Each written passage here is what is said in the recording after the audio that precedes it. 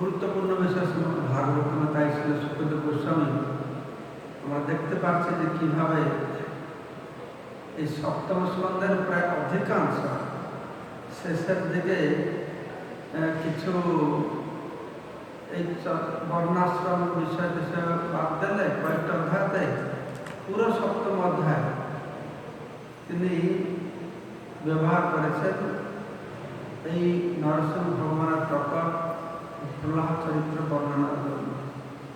তো এটা একটা দৃষ্টান্ত, যে এটা একটা প্রমাণ যে এই তত্ত্বটি অত্যন্ত গুরুত্বপূর্ণ তত্ত্ব, বা এখানে যে আলোচনা হবে এটা অত্যন্ত গুরুত্বপূর্ণ। আর একটি কারণে কিন্তু গুরুত্বপূর্ণ, আমরা জানি যখন মহাপ্রভু যখন পুরীতে অবস্থান করছিলেন, প্রতিদিন জগন্নাথকে দর্শন করে টোটাল গোপীনাথে গিয়ে গদাধর পণ্ডিত কাছ থেকে ভাগবত শ্রবণ করতেন। গদাধর পণ্ডিত খুব ভালো ভাগবত বক্তা ছিলেন। তো গদাধর পণ্ডিত প্রতিদিন মহাপ্রভুকে জিজ্ঞাসা করতেন যে আমি কোন বিষয় বলবো, কোন বিষয় শুনতে তুমি আগ্রহী। তো বলা হচ্ছে প্রতিদিন মহাপ্রভুকে বলতেন তুমি আমাকে ধ্রুব প্রহ্লাদের চরিত্র বলো। তো এটা হচ্ছে আরেকটি নিদর্শন যে ধ্রুব প্রহ্লাদ যে চরিত্র আছে অত্যন্ত গুরুত্বপূর্ণ একটি বর্ণনা। আর কি বিষয় বলবো যার জন্য প্রহ্লাদের বিষয়টি গুরুত্বপূর্ণ। আমরা জানি ভগবত গীতা হচ্ছে সমস্ত বৈদিক সাহিত্যের সার, আর ভগবত গীতায় গুহ্যতম জ্ঞান দেওয়া হয়েছে। তো ভগবান কৃষ্ণ ভগবত গীতার শেষে বলছেন সর্বপূজ্যতম গুহ্য শুনে পরমম বচন, আমার সব শেষ কথা, শ্রেষ্ঠ কথা, সবচেয়ে গুহ্যতম কথা বলছি, তুমি শুনো। তো তখন বলছেন সে কথাটি কি না, মন্মনা ভক্ত নমস্কুরু। মন্মনা মানে আমার চিন্তা করো, আমার স্মরণ করো। তো আমরা দেখতে পাচ্ছি যে ভাগবতের নববিধা ভক্তির কথা বর্ণনা করা হয়েছে, শ্রবণম, কীর্তনম, বিষ্ণু স্মরণ ইত্যাদি। তো এক একটি ভক্তির অঙ্গ, এক একটা ভক্তির অঙ্গ যারা যোজনা করছে তার জন্য প্রসিদ্ধ। যারা শ্রবণের জন্য প্রসিদ্ধকে পরীক্ষিত মহারাজ দৃষ্টান্ত দেওয়া হচ্ছে, কীর্তনের জন্য দৃষ্টান্ত দেওয়া হচ্ছে সুখদেব গোস্বামী, শ্রবণ কীর্তন করেছে স্মরণ, এই স্মরণের দৃষ্টান্ত কাকে দেওয়া হচ্ছে না প্রহ্লাদ মহারাজ।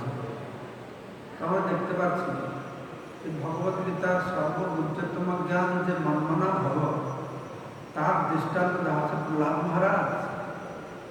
প্রহ্লাদ চরিত্র যে কত গুরুত্বপূর্ণ এখান থেকে আমরা বুঝতে পারি। আর একটি বিষয়, প্রহ্লাদ মহারাজ ছোটবেলা থেকে ভগবান বিষ্ণু ভক্ত ছিল। ছোটবেলা থেকে নয়, তার মা পেটের মধ্যে থেকে তিনি ভক্তিযোগ অনুশীলন করেছেন। তিনি সবসময় অনুভব করতেন ভগবান তাকে যেন আলিঙ্গন করে রেখেছিলেন। ভাগবতে বর্ণনা করা হচ্ছে যেরকম শিশু কখন খায়, কখন ঘুমায়, কখন মলমূত্র ত্যাগ করে বুঝতে পারে না, মা সব দেখে।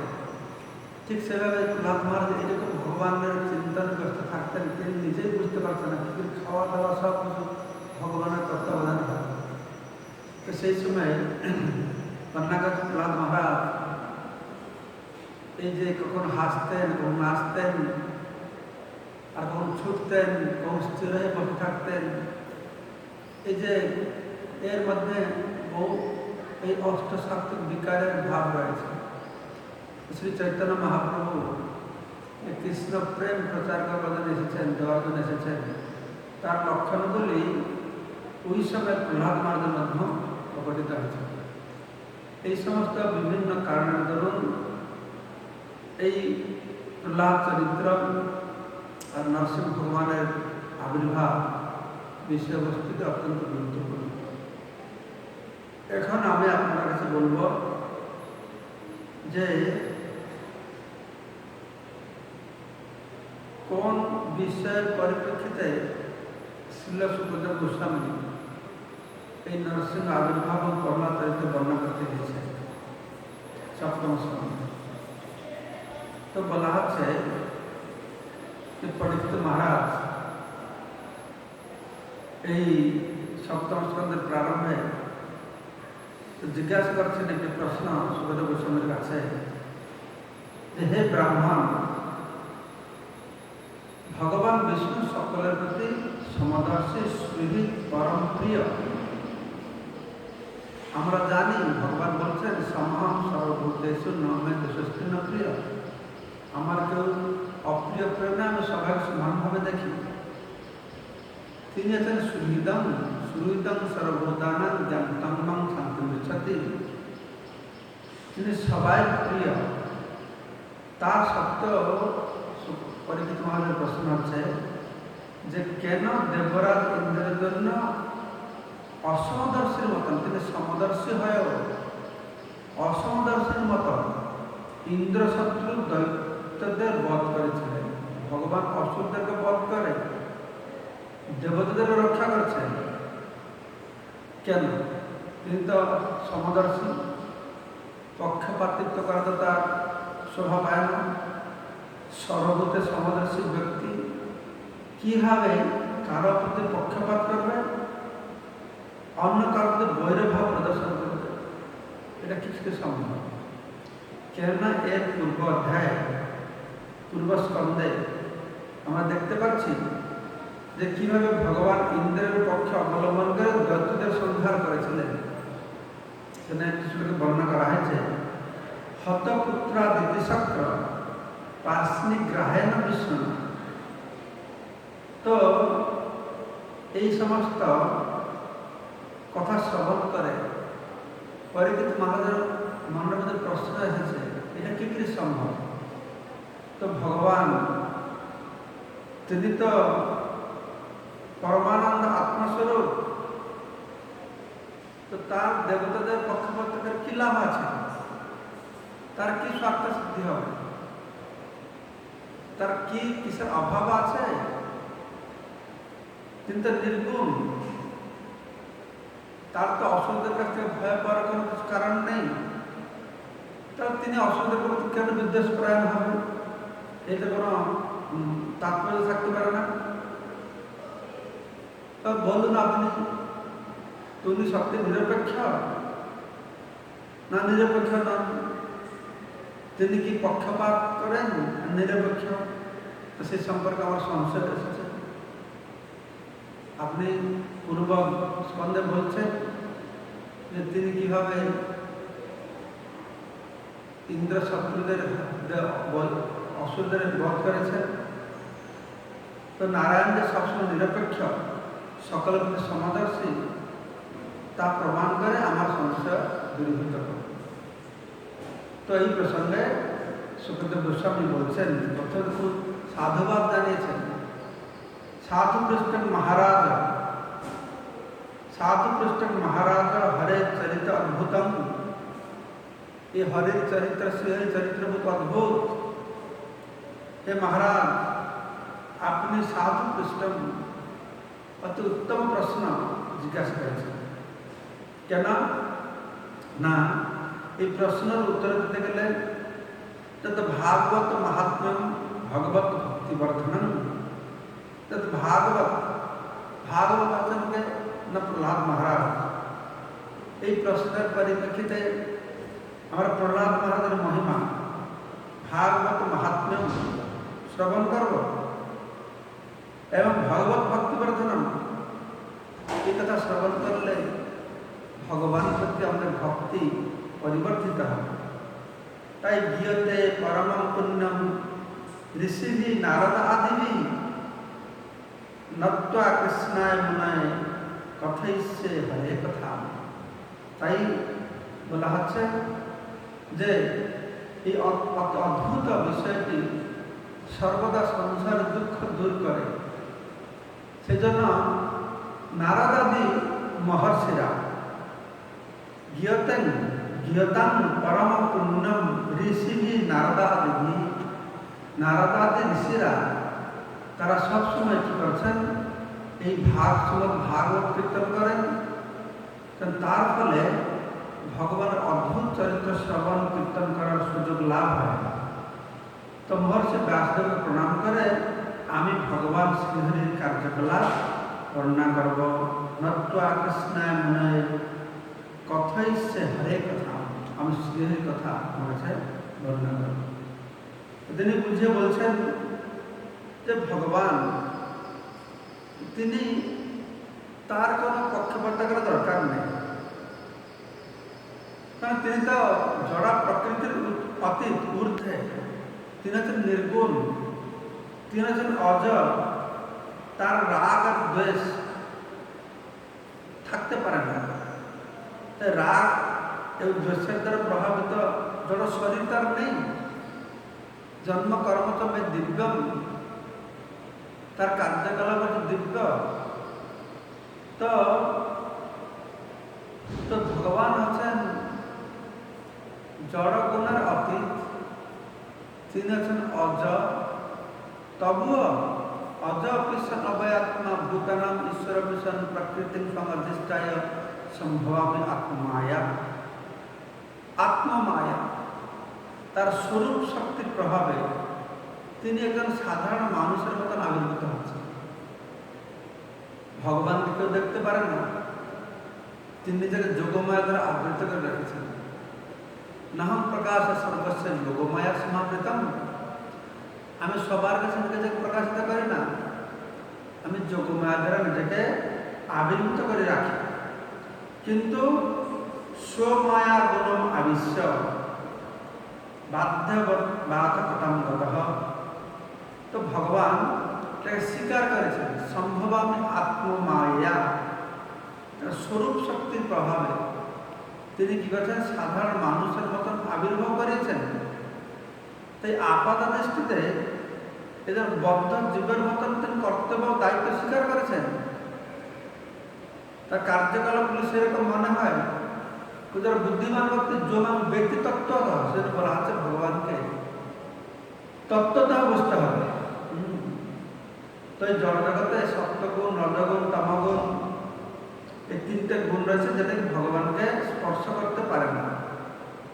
এই তিনটি গুণ একই সময় হ্রাস অথবা বৃদ্ধিপ্রাপ্ত হয়ে কার্য করতে পারে না। তিনটে গুণ একসঙ্গে কমবে বেশি হবে এরকম নয়। এই জড়জগতের উপরে তিনটা গুণ সমান সমান হয়ে যাবে, আর জড়জগৎ থাকবে না। তিনটা গুণের সাম্য ভাব যখন হয়ে যাবে তো জড়জগৎ আর থাকবে না। তাহলে যখন তিনটা গুণের কম বেশি হবে তখন জড়জগতের উৎপন্ন হয়। তো এখানে সেইটা বোঝাচ্ছে যে জয় কালে তো সত্যস্য দেবর্ষি দেবতার ঋষি। জয় কালে যখন সত্যগুণের জয় অর্থাৎ বৃদ্ধি হয়, সত্যগুণ বৃদ্ধি পায়, তখন দেবর্ষি দেবতার ঋষি সেই গুণের প্রভাবে প্রাধান্য লাভ করে। যখন এই পৃথিবীর উপরে সত্যগুণের প্রভাব বৃদ্ধিপ্রাপ্ত হবে তখন দেবতা ঋষিদের এই গুণের প্রভাবে তাদের প্রাধান্যটা বেশি হয়ে যায়। রজস অসুরান, যখন এই রজগুণের প্রভাব বেশি হবে, ঠিক সেইভাবে রজগুণের প্রভাব বৃদ্ধি পাবে যখন, অসুরেরা উন্নতি সাধন করবে, তাদের প্রভাব বেশি হবে, তাদের শক্তি বেশি হবে। রজস অসুরান, সপ্তগুণে দেবতা ঋষি, রজগুণে অসুরদের প্রভাব বাড়বে, তমস রাক্ষসী। আর যখন এই তমগুণের প্রভাব বৃদ্ধি পাবে তখন যক্ষ রাক্ষসদের উন্নতি সাধন হবে। তো এইভাবে ভগবান তিনি সবার হৃদয়ে অবস্থান করছেন। তৎকালা অনুগুণা তৎকালা অনুগুণা অবজাত। তো এইভাবে কি করা হচ্ছে, ভগবান সকলের হৃদয়ে বিরাজমান করছেন, করে সত্য রজ তম ত্রিগুণের প্রতিক্রিয়াকে তিনি ফলপ্রসূ করছেন। তো ভগবান সরাসরি এটার দায়িত্ব নেই, তিনি আছেন, তিনি কি করছেন না রজগুণ তমগুণ সত্তর প্রভাবের মাধ্যমে। সেখানে সুখদেব গোস্বামী বর্ণনা করে বলছেন যে সবসময় দেবতারা জয়ী হয় তা না। তুমি যে বলছো ভগবান কেন দেবতাদের পক্ষে থেকে অসুরদেরকে পরাজয় করেছেন, না, কখন কখন দেবতার জয় হয়, কখন কখন অসুরেরা জয় হয়, কখন কখন যক্ষ রাক্ষসদের প্রভাব বেশি পায়। তার কারণটা কি না, গুণের প্রভাব অনুসারে। তো গুণটা তো জড়, গুণ কিন্তু কাজ করতে পারে, গুণ কাজ করে ভগবানের সংস্পর্শে আছে, ভগবান শক্তিতে এই গুণগুলো কাজ করে। তো তার মানে সপ্তগুণের দ্বারা দেবতারা জয়লাভ করছে,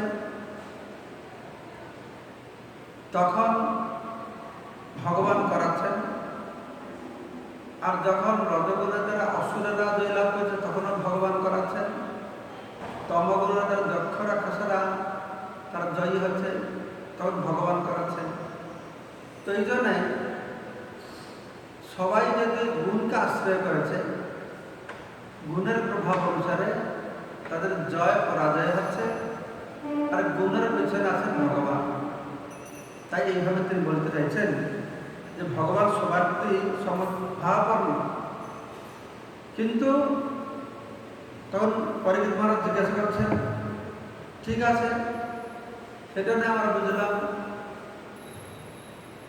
কখন অসুরেরা জয়ী হচ্ছে, কখন দেবতারা জয়ী হচ্ছে, কখন দক্ষতার কথা জয়ী হচ্ছে,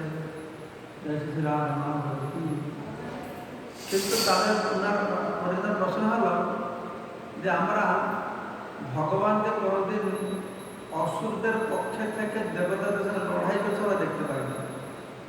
আমরা সবসময় দেখি যে তিনি দেবতাদের সঙ্গে দাঁড়িয়ে অসুরদের বিপক্ষে লড়াই করছেন। তো এটা কি পক্ষপাতিতা হলো না? তিনি দেবতাদের সঙ্গে দাঁড়িয়ে অসুরদেরকে বিনাশ করছেন। যুদ্ধের সময় ভগবানকে দেবতাদের সঙ্গে দেখা যায়, অসুরদের সঙ্গে তো দেখা যায় না। তার উত্তরে সুখদেব গোস্বামী বলছেন, না, ভগবান সব জায়গায় রয়েছেন, তো দেবতার যত সত্যগুণ, আর সত্যগুণ হচ্ছে প্রকাশ করে, তো সেখানে ভগবানকে দেখা যায়। আর অসুর যক্ষ রাক্ষসদের কাছে ভগবানকে দেখা যায়। তো এইভাবে দার্শনিকভাবে পরীক্ষিত মহারাজকে বুঝাবার পরে তো এখন দৃষ্টান্ত দিয়ে না সুখদেব গোস্বামী বোঝাতে চাইছেন। এই প্রসঙ্গে সুখদেব গোস্বামী বলছেন যে রাজস্ব যজ্ঞের সময় তখন সেখানে কৃষ্ণ উপস্থিত ছিলেন। শিশুপাল ভগবান শ্রীকৃষ্ণকে খুব অবমাননা করেছে, গালিগুলোজ দিয়েছে। তো ভগবান কৃষ্ণ তখন তাকে সুদর্শন দিয়ে হত্যা করেছে। তো দেখা গেছে যে শিশুপালের আত্মা যে ভগবানের শরীরে লীন হয়ে প্রবেশ করে সেখানে ঈশ্বর সাযুজ্য লাভ করেছে। তো যুধিষ্ঠির মহারাজ মনের প্রশ্ন আসলো, নারদ মুনি উপস্থিত ছিলেন। যুধিষ্ঠির মহারাজ জিজ্ঞাসা করছেন নারদ মুনিকে যে কি ব্যাপার, আমরা দেখতে পাচ্ছি যে এই শিশুপাল ছোট শিশু অবস্থা থেকে কৃষ্ণের কত গালিগালাজ করছে। যখন সে কোনো ছোট শিশু ছিল, আত্মাকে কথা বলতো, তখন থেকেই কৃষ্ণ ভগবান বিপক্ষে কথা বলত। কিন্তু এখন আমরা দেখতে পেলাম যে সবার সমক্ষে সে বড় বড় মুনি ঋষি যোগী জ্ঞানীদের যে দুর্লভ মুক্তি, সাধুজ্য মুক্তি, সেটা লাভ করলো কি করে? তার মুখে তার জিহ্বাতে সত্যপুষ্ট হলো না, সে নরকে গেল না। তত বড় তার বলতে এইটা অসুর, তত বড় অসুর কি করে এইরকম উন্নত একটা গতি লাভ করতে পারবে? তো নারদ মুনি বুঝায়, তিনি বলছেন যে দেখো, ভগবান এইরকম যে কোনো ভাবে যদি ভগবান সঙ্গে কেউ যুক্ত হয়, সে বহির্ভাব নিয়ে হোক বা ভক্তিযোগ ভাব নিয়ে হোক, ভয়ত হোক, স্নেহা কামেন বা গুঞ্জাত, স্নেহের দ্বারা হোক বা কামের দ্বারা হোক, এর যে কোনো একটি উপায়ের দ্বারা কোনো না কোনোভাবে যদি বদ্ধজীব তার মনকে ভগবান একাগ্র করে, তাহলে তার ফল একই হবে। যে কোনো ভাব হোক না, সে ভয়তে ভগবানের কথা চিন্তা করছে, স্নেহতে ভগবানের কথা চিন্তা করছে, বৈরীভাবে ভগবানের কথা চিন্তা করছে, কোনো না কোনো ভগবান সঙ্গে মনকে যুক্ত রাখলেই তার ভালো ফল হবে। কারণ ভগবান তো আনন্দময়, তিনি আনন্দম ব্রহ্ম, আনন্দময় বাসা। সেজন্য তার শত্রুতা মিত্রতার দ্বারা তিনি কখন প্রভাবিত হয় না।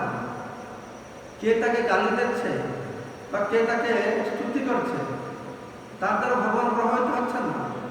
বরঞ্চ সে গালি দেখ বা স্তুতি করুক, সে ভয় পাক বা দ্বেষ করুক, কোনোভাবেই কর্মনা মনসা বাচা শাস্ত্রে বর্ণনা করা হচ্ছে, যে কোনোভাবে যদি ভগবান সঙ্গে সে যুক্ত হয়, যথা বৈরাগ্য বন্ধন, নারদ কথা বলছেন, যথা বৈরাগ্য বন্ধন মর্ত তত্ত্বময়তাং ইয়াত ন তথা ভক্তি যোগেন ইতিমে নিশ্চিতাং গতি।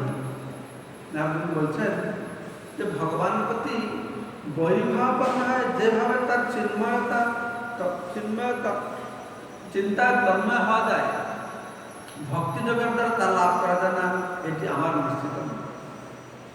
তো আসলে যারা ভক্ত তারাও শ্রেষ্ঠ। কিন্তু নারদমুনি এখন বলছেন, সর্বশ্রেষ্ঠ ভক্ত ছিল নারদমুনি, কৃষ্ণের শত্রু শিশুপাল প্রশংসা করছেন। তাদের মন সবসময় কৃষ্ণের চিন্তায় মগ্ন ছিল। যে কোনো কৃষ্ণের মগ্ন ছিল, যেন দৃষ্টান্ত দেওয়া হয়েছে, এটা পোকা না কি আছে, এই পোকাটা গর্তের ভ্রমর, একটা পোকা আছে, সে আর পোকাকে ধ্যান করতে করতে করতে করতে ভয়তে সে পোকার মতন হয়ে যায়। ঠিক সেই রকম ভগবানকে ভয় করতে করতে হয়ে যায়। তার দৃষ্টান্ত দিচ্ছেন কে কিভাবে ভগবানের সঙ্গে যুক্ত হয়ে পরম গতি লাভ করতে পেরেছে। কামাত দ্বেষাত ভয়াত স্নেহাত যথা ভক্ত্যা ঈশ্বরে মনঃ আবেশ্য তৎ অঘম হিত্বা বহবা তৎগতিং গতঃ। বহু এরকম সে মুক্তির পথ লাভ করেছে, ভগবানকে প্রাপ্ত হয়েছে। কিভাবে না তার সঙ্গে যুক্ত হয়। কিভাবে যুক্ত হয় না কামাত, কাম থেকে দ্বেষাত, দ্বেষ থেকে ভয়াত, ভয় থেকে স্নেহাত, স্নেহ থেকে ভক্তির দ্বারা যে কোনোভাবে ভগবানের সঙ্গে তার মনকে নিবিষ্ট করেছে। কারা কিভাবে নিবিষ্ট করে তারা উদ্ধার পেয়েছে না গোপ্যহা কামাত, গোপীগণ কামবশত, তার ভয়াত কংস ভয়ভীত হয়, তার দ্বেষাত চেদি আদায়, শিশুপাল আদি চেদি বংশ যারা ছিল তারা দ্বেষ করে। এইভাবে নৃপাহ সম্বন্ধাত বৃষ্ণ স্নেহাত যুজ্যম ভক্তা বয়ম ভব। এবং যদুগণ সম্বন্ধবশত, আর তোমরা পাণ্ডবগণ স্নেহবশত, আর আমরা ভক্তিবশত। তো এইভাবে তিনি বুঝে বলছেন যে কোনোভাবে ভগবান সঙ্গে যদি মনকে নিযুক্ত করা হয়, যদি ভগবান সঙ্গে শত্রুতা ভাব মনে করে, কেউ তাকে যুক্ত হয়, সে শুদ্ধ পবিত্র হয়, ভগবান দ্বারা মৃত্যু গ্রহণ করে, সে পাপ থেকে মুক্ত হয়, সে মুক্তি পেতে পারে। তো কেউ যদি ভগবানকে ভালোবেসে প্রেম সঙ্গে তাকে যুক্ত হবে, তার নাকি গতি হবে।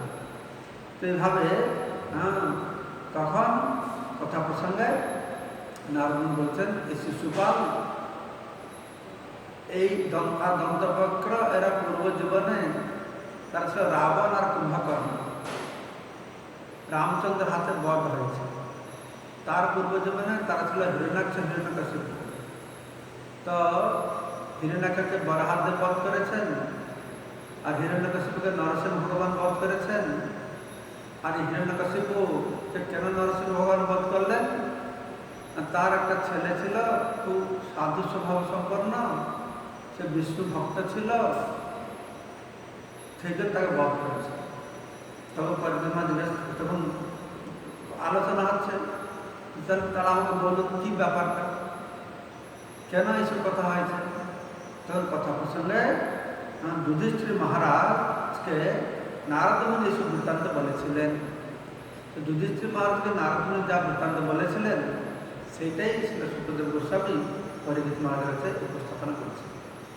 তো এখন আমরা আসল বিষয়বস্তু উপরে আলোচনা করব। প্রথমে আমরা আলোচনা করব কিভাবে জয় বিজয় ভগবত ধাম থেকে পতন হবে, তো সেটা আমরা আলোচনা করব। তো জয় বিজয় যে ভগবান ধাম থেকে পতন হবে, ভগবান বিষ্ণু নরসিংহ রূপে এই ধরাধামে অবতীর্ণ হবে। তো ভগবান বিষ্ণু ধরাধামে অবতীর্ণ হন, কেন অবতীর্ণ হন না পরিত্রাণায় সাধুনাং বিনাশাচ দুষ্কৃতাং ধর্ম সংস্থাপনার্থায় সম্ভবামি যুগে যুগে। আমি যুগে যুগে এই তিনটি কারণের জন্য আমি আবির্ভূত হচ্ছি। কিন্তু তার সঙ্গে সঙ্গে ভগবান তার বৈকুণ্ঠ লোকে ভগবত ধামে কিছু কারণ রচনা করেন, যাকে উপলক্ষ করে তিনি এই ধরাধামে অবতীর্ণ হবেন। তো সেই সম্পর্কে শিব পুরাণে বর্ণনা করা আছে, বিভিন্ন পুরাণে বর্ণনা করা আছে যে ভগবান কেন এই জগতে আসতে হয়েছে। তো একটা কারণ বর্ণনা করা আছে যে জয় বিজয় ভগবানের দ্বারপাল, বৈকুণ্ঠের দ্বারপাল একদিন দুইজন বসে আলোচনা করছে। তাদের মধ্যে আলোচনা আছে যে আমাদের প্রভু নারায়ণ তিনি স্বয়ং ভগবান, তো ভগবান মানে সব কিছু ভোগ করবে, কিন্তু ভগবান নারায়ণ সব কিছু উপভোগ করছেন, কিন্তু একটা বিষয়ে তিনি উপভোগ করতে পারছেন না। সেটা কি না, মল্লযুদ্ধ করার যে আনন্দ, সেই আনন্দ থেকে প্রভু আমাদের বঞ্চিত হয়েছেন, মল্লযুদ্ধের আনন্দ পাচ্ছেন না। আর বৈকুণ্ঠে ভগবান বিষ্ণুর সঙ্গে কে মল্লযুদ্ধ করবে? ভগবান বিষ্ণু আমাদের গোলক বৃন্দাবনে তার সঙ্গে মল্লযুদ্ধ করা যেতে পারে, কিন্তু বৈকুণ্ঠকে করতে পারবে না। বৈকুণ্ঠে ভগবানের সঙ্গে খুব বেশি হলে হ্যান্ডশেক করতে পারবে না, তার উপরে হাত উঠাতে পারবে না, ভগবানের গলায় কেউ হাত রাখতে পারবে না। তো এরা বুঝতে হলে এই আনন্দ পাবে কি করে? মল্লযুদ্ধ না, আমরাই ঠিক ফিট লোক, তার সঙ্গে আমরা মল্লযুদ্ধ করতে পারবো, কিন্তু আমরা তো দাস। তো এই দাস হলে কি করে মল্লযুদ্ধ করবো? যে আমরা শক্ত ভাব হতাম, ভালো করে মল্লযুদ্ধ করে প্রভুকে আনন্দ দিতাম। তো এইভাবে তার মনের বাসনা, তো ভগবান তো অন্তর্যামী, তো ভগবান বুঝতে পারছেন ও আমার ভক্ত জয় বিজয় আমার সঙ্গে মল্লযুদ্ধ করে আনন্দ দিতে চায়, ঠিক আছে যথার্থ, আমাদের বাসনা পূর্ণ। তো এই একটা কারণ। তো শিব পুরাণে আরেকটি কারণ বর্ণনা করা হচ্ছে যে একবার ভগবান বিষ্ণু তিনি শুয়ে আছেন, কারণ মাতা লক্ষ্মী দেবী ওনার পাদ সম্মান করছেন। তো পাদ সম্মান সময় লক্ষ্মীদেব বলছেন যে প্রভু আপনি, আমি শুনেছি আপনি বড় বড় অসুরদের সঙ্গে যুদ্ধ করেন, কিন্তু অসুরের সে শরীরগুলো তো লোহার মতন, আমি তো দেখছি আপনার শরীর অত নরম, তো এই নরম শরীর, কোমল শরীর দিয়ে আপনি অসুরদের সঙ্গে কী করে যুদ্ধ করেন? ভগবান বিষ্ণু হাসছেন, ও আমি কী করে যুদ্ধ করে তুমি দেখতে চাও? ঠিক আছে, তোমাকে একদিন আমি দেখাও আমি কী করে যুদ্ধ করি। তো এইভাবে ভগবান কথাবার্তা চলছে, তখন আওয়াজ হচ্ছে, গেটের কাছে আওয়াজ হলো। কি আওয়াজ হচ্ছে না, তাহলে চতুষ কুমার এসে জয় বিজয়ের কাছে পৌঁছেছেন, বৈকুণ্ঠে প্রবেশ করবেন। আর জয় বিজয় চতুষ কুমারকে এরকম উল্লগ্ন শিশুদেরকে দেখে ওটারে তোমরা এখানে বুঝে ঢুকে পড়ছ, আটকে দিয়েছে। চতুষ কুমার তো উল্লগ্ন শিশু নন, তিনি হচ্ছেন এই জগতের প্রথম ব্রহ্মার প্রথম পুত্র, মানস পুত্র। তাদেরকে আটকে দিয়েছে, তারা খুব প্রধানিত হয়ে তাকে অভিশাপ দিতে যাচ্ছে, তোমরা বৈকুণ্ঠে আছ, তোমার বৈকুণ্ঠে থাকার যোগ্য না, এখানে কোনো কুণ্ঠা থাকা উচিত নয়। তো তোমার মানে এইরকম ভাব কেন? তোমাদের এখানে কি করে তোমরা থাকলো? তুমি এরকম কোনো আলোচনা হচ্ছে, ভগবান বিষ্ণু বলছেন লক্ষ্মণ তুমি চলো চলো, আমরা যাই সেখানে কী হচ্ছে দেখি। তুমি ভগবান বিষ্ণু কী করছেন, লক্ষ্মণকে সঙ্গে দিয়ে তো বৈকুণ্ঠের দ্বার দেশে এসেছে। তো দেখছে যে এইরকম জয় বিজয় আর চতুষ কুমারের মধ্যে চলছে। তখন শুনে সব শুনে টেনে ভগবান বিষ্ণু জয় বিজয় করে ক্রোধ ভাব দেখিয়েছে জয় বিজয়কে। বলছেন যে তোমরা কেনই অপরাধ করেছ? তোমরা জানো এরা ব্রাহ্মণ, এদের কৃপাতে আমি ভগবান হয়েছি, এদের চরণ ধুলো আমি মাথায় লাগাই, তাই লক্ষ্মণদেব কোনো সময় আমাকে ছেড়ে যায় না। তোমরা অপরাধ করেছ, ব্রাহ্মণদের কাছে যদি আমার হাত যদি অপরাধ করে তাহলে আমি আমার হাতকে কেটে দিতে দ্বিধা করব না। মহান অপরাধ করেছে, তোমাদের শাস্তি ভোগা উচিত। তো এরকম ক্রোধান্বিত হয়ে বলেছেন। বলার পর তখন জয় বিজয় চতুষ কুমারকে বলছেন যে ঠিক আছে, যা হয়ে গেছে তা আপনারা অভিশাপ দেন, শাস্তি দেন, কিন্তু অল্প করে শাস্তি দেবে, আমার যেন ভুলে না দেয়। তখন চতুষ কুমার জিজ্ঞাসা করছে জয় বিজয়ের কাছে যে তোমরা এখন বলো কি শাস্তি চাও? তোমরা যা করছো তো আমার বলে বলেছি যে বৈকুণ্ঠে তোমরা থাকতে পারবে না, তাই তোমাদেরকে ভৌতিক জগতে যেতে হবে। তো এখন তোমরা বলো যে তোমরা তোমাদের চয়েস, 7 জন্ম হতে হবে ভক্ত হয়ে থাকবে না, 3 জন্ম তোমরা ফিরে আসবে কিন্তু অসুর হয়ে যেতে হবে।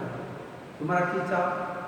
তো দুজনে আলোচনা করে তখন বলছে ঠিক আছে, আমরা 7 জন্ম বৈকুণ্ঠের বাইরে আমরা থাকতে পারি না, প্রভুর সেবা থেকে বঞ্চিত হবো, 7 জন্ম আমরা থাকতে পারি না, তারপর অসুর হয় 3 জন্ম যেন আমার ফিরে আসে। আসলে ভগবান তাদের সেরকম অনুপ্রাণিত করেছেন। তখন তারা বলছে তথাস্তু। তো এইভাবে চতুষ কুমার অভিশাপ দিয়ে দিয়েছে। তারপরে তারা খুব নিজের লজ্জিত মনে করছেন। জয় বিজয় বুঝতে পেরেছে, চতুষ কুমারও বুঝতে পেরেছে যে আমরা কি বিরাট ভুল করেছি। ভগবান বিষ্ণুর কাছে দোষ ক্ষমা চাইতে গেছেন। তো ভগবান বিষ্ণু বলছে না না, আসলে ব্যাপারটা হচ্ছে তোমাদের না কোনো দোষ নেই। আমি ধরাধামে যাব লীলাবিলাস করবার জন্য, তা আমি তোমাদের মধ্যে এরকম উদ্ভব করেছি। তাহলে বৈকুণ্ঠতে কি হয়? বৈকুণ্ঠে ক্রোধ আছে না কেউ অভিশাপ দেয়?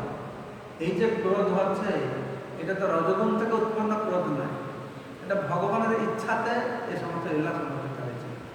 তারপরে জয় বিজয় ভগবানকে প্রণাম করেছেন, উনি ধরাধামে তাদের পতিত হবে, পতন হবে। তো এইদিকে ধরাধামে কি হচ্ছে সেই সময়? তো কশ্যপ কশ্যপের 11 না 13 পত্নী ছিলেন, তারা সবাই দক্ষ প্রজাপতি কন্যা ছিলেন। তার মধ্যে দিতি, যাতে অদিতির পুত্র আছে আদিত্য দেবতা, তো দ্বিতীয় পুত্র আছে দৈত্য। তারপরে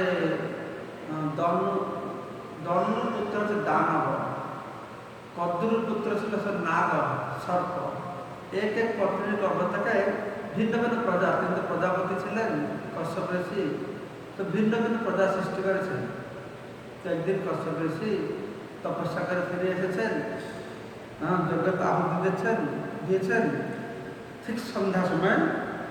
তো এই দিতি তার বাসনা হয়েছে কশ্যপ মুনির সঙ্গ লাভ করে তো পুত্র সন্তান পাবে।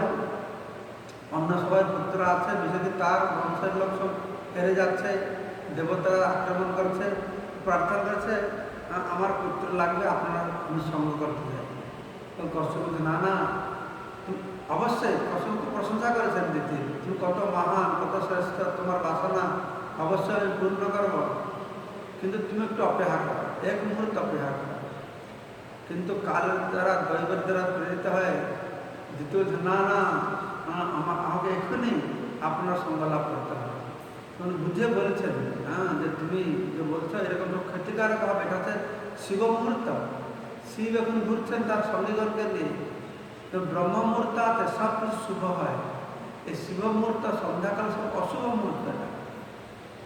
তো যদি খুব দিতি ওনাকে বলেছেন, তখন দিতির গর্ভে তিনি গর্ভ সঞ্চার করেছেন আর বলেছেন, এই যে তোমার গর্ভে আমি আধান করলাম, তো এই যে সন্তান হবে, এই বিশ্বে কি করবে না সবাইকে কষ্ট দেবে, মুনি ঋষি দেবতাদের কষ্ট দেবে, আর ভগবানের হাতে নিহত হবে। ভগবান আসবে, এত উৎপাত করবে, ভগবান আসবে বধ করবে। তো তখন দিতি খুশি হয়েছেন, তো দুঃখী হয়েছেন, এই পুত্ররা সবাইকে এত কষ্ট দেবে, আর খুশি হয়েছেন অন্তত ভগবানের হাতে যে বধ হবে। তো ভগবান শিবের কাছে প্রার্থনা করছেন, হে শিব, আপনি কৃপা করুন, আমার এই অপরাধ আপনি মার্জনা করুন। তো এইভাবে দিতি, মাতা দিতি তার গর্ভে হিরণ্যাক্ষ আর হিরণ্যকশিপু, জয় আর বিজয়, তার হিরণ্যাক্ষ হিরণ্যকশিপু রূপে গর্ভে আবির্ভূত হয়েছেন। তো তারা খুব প্রতাপশালী, তারা জন্ম হওয়ার পরে যে জগতে উৎপাত সৃষ্টি করবে তার কথা বাদ দেন, কিন্তু গর্ভেও ছিলেন। তবে ভাগবত বর্ণনা করা আছে বিভিন্ন প্রকারের উৎপাতের লক্ষণ দেখা হয়েছিল। তো এইভাবে তারা ভূমিষ্ঠ হয়েছেন। তো ভূমিষ্ঠ হয় তখন তাদের কার্যকলাপ সব আমরা শ্রবণ করব।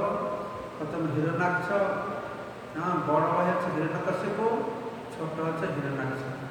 কোন কোন জায়গায় হিরণ্যাক্ষ বড়, হিরণ্যকশিপু ছোট বলা হয়েছে, কোন কোন জায়গায় হিরণ্যকশিপু বড় আর হিরণ্যাক্ষকে ছোট বলা হয়েছে। এর কারণ আমাদের আচার্যরা বর্ণনা করেছেন যে হিরণ্যাক্ষ প্রথমে গর্ভে প্রবেশ করেছিল, তাই সে হচ্ছে বড়, আর হিরণ্যকশিপু ছোট। কিন্তু গর্ভ থেকে যারা জন্মলাভ ভূমিষ্ঠ হয়েছেন, হিরণ্যকশিপু প্রথমে ভূমিষ্ঠ হয়েছেন, হিরণ্যাক্ষ পরে ভূমিষ্ঠ হয়েছেন, তাই হিরণ্যকশিপু হচ্ছেন বড়। তো যাই হোক, ভাগবত বর্ণনা অনুসারে হিরণ্যকশিপু রাজত্ব করছিলেন, আর হিরণ্যকার ছোট ভাই ছিল। তো সেই বড় ভাই দাপটে এই হিরণ্যাক্ষ গদা নিয়ে তার প্রভাব দেখাতে গিয়েছে। তো সেখানে গিয়ে বরুণ রাজার কাছে গিয়েছে। তো বরুণ রাজার কাছে কি বলছে, ও ভিক্ষাম দেহি, ভিক্ষাম দেহি, আমাকে ভিক্ষা দাও। বরুণ রাজা এসছেন, কি ভিক্ষা দেব? আমাকে যুদ্ধ ভিক্ষা দাও, যুদ্ধম দেহি, যুদ্ধ ভিক্ষা দিয়েছে। বরুণ রাজ বুঝতে পারছে এটা দুষ্ট লোক। বরুণ রাজ বলছে, আর না না, আমি তো বৃদ্ধ হয়ে গেছি, আমার সঙ্গে যুদ্ধ করে তুমি কোনো আনন্দ পাবে না, তুমি যাও ভগবান বিষ্ণুর সঙ্গে যুদ্ধ করো। তো তখন ভগবান বিষ্ণু তা বরাহ রূপে এসেছিলেন, বরাহার সঙ্গে যুদ্ধ করেছেন, আর বরাহাতে ভগবান হিরণ্যাক্ষকে বধ করেছেন। তো হিরণ্যাক্ষ বধের কথা শ্রবণ করে হিরণ্যকশিপু খুব প্রভাবিত হয়ে গেছে।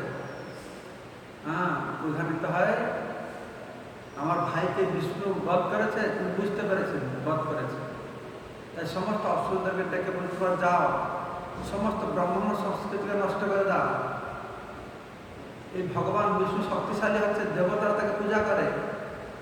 দেবতারা শক্তিশালী হয় কি করে না, ব্রাহ্মণরা যজ্ঞের মাধ্যমে যজ্ঞ ফল দিয়ে তাদের শক্তিশালী করে। এই ব্রাহ্মণদেরকে মেরে ফেলার যজ্ঞ হবে না, গাভীদেরকে সব মেরে ফেলো আর ঘি হবে না, তার যজ্ঞ করবে কি করে? জঙ্গল কাঠ কিছু কেটে ফেলো, তার কাঠ থাকবে না, যজ্ঞ হবে কি করে?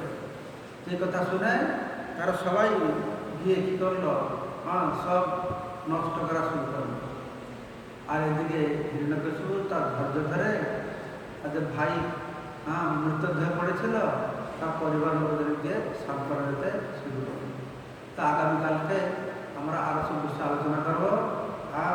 এই বৃত্তান্ত আগামীকাল জয় নরসিংহ ভগবান কি জয়, ভক্তরা মহারাজ কি জয়।